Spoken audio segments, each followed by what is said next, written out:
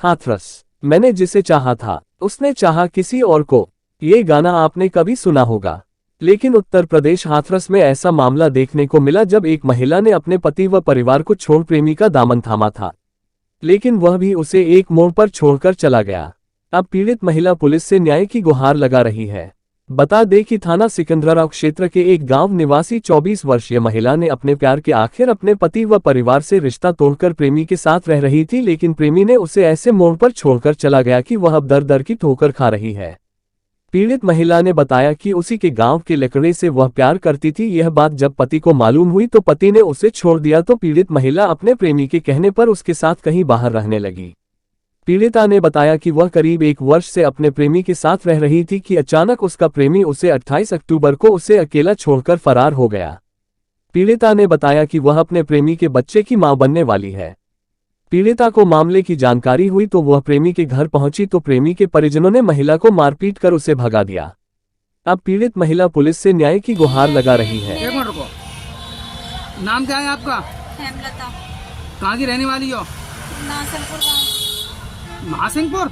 नासलपुर गाँव। नासलपुर। हाँ। अच्छा, पति का नाम क्या है? देवेंद्र। देवेंद्र। कितने साल पहले शादी हुई तुम्हारी?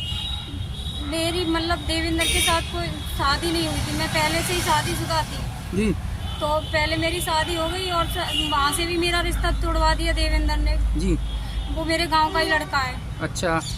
उसके पिता का नाम शीलेंद्र है, उसके भाई का नाम वेद प्रकाश है। अच्छा। अब वो मेरे साथ मथुरा में रह रही थी, मैं मथुरा में मेरे साथ 1 साल से रह रहा है। अच्छा। और उसके बाद अब वो वहाँ से 28 तारीख को मेरे पास से आ गया।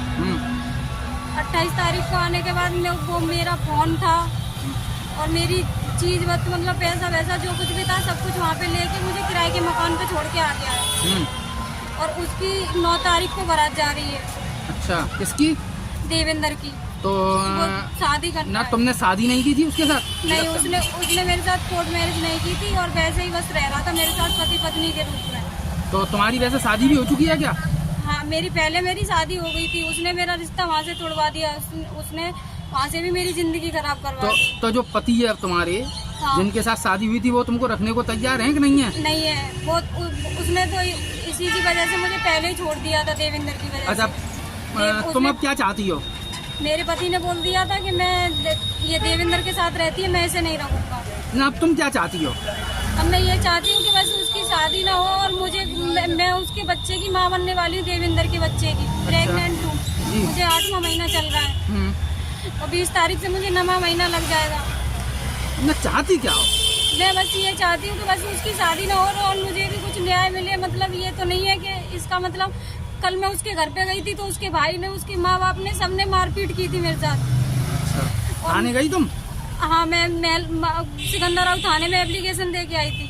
अच्छा। तो वहाँ पे कुछ भी नहीं सुनवाई हो रही है। और कल मैंने जब मेरे साथ मारपीट हो रही थी तो मैंने 112 नंबर पे फ़ोन भी किया था। 112 नंबर पे फ़ोन करने के बाद वहाँ से पहले तो उन्होंने फ़ोन नहीं उठाया, फिर फ़ोन उठाया भी तो 2 पुलिस वाले आए थे, वो भी दारू पिए हुए दुच्च थे और वहाँ से बस 10-20 हज़ार रुपये ले गए और चले गए, उससे कुछ भी नहीं कहा। और मेरी उसके भाई ने, वो लड़का जो मेरे साथ रहता था देवेंद्र, उसके भाई ने और उसकी बहनों ने, उसके माँ बाप ने, सब ने पिटाई की है मेरी। कल मैं उसके घर गई थी। तो आपने पुलिस से शिकायत की है? बस वो सिकंदराबाद थाने में ही मैंने एप्लीकेशन दी थी। महिला थाने आई, क्या कह दिया? महिला थाने ये कह दिया कि यहाँ से नहीं होगा, मथुरा की घटना है, मथुरा से करना। और जो भी है अपने मतलब उस लड़की का घर का पता बताओ जिससे वो शादी कर रहा है। मैंने कि मुझे तो पता नहीं है, गांव में कोई बता के ही नहीं दे रहा, मैं कैसे पता करूँ?